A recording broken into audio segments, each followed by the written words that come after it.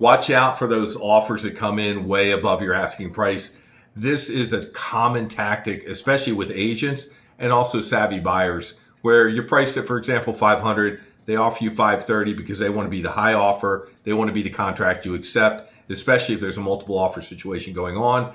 That's great. You're excited. You're thinking you're going to get $30,000 more, but they're planning on the appraisal being low or hoping it'll be low, and then they're going to save that $30,000 in a negotiation later.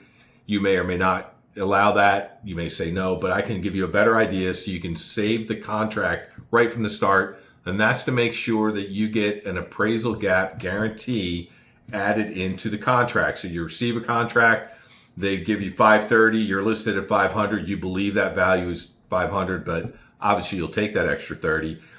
The appraisal gap guarantee has language in there that'll basically say, as long as it appraises for 500,000, the buyer agrees they will still close at the contracted price of 530. So when they document that, that becomes defensible for you. But then you will also want to take it a step further and ask for proof of funds for that $30,000 difference. Because very often when they go back to their bank, the bank's going to say, okay, as long as you can bring that difference, you're fine. But potentially you're doing an FHA loan or a low amount of money down. So you want to check those things and just don't accept them blindly without realizing how they impact your bottom line or your ability to close it all.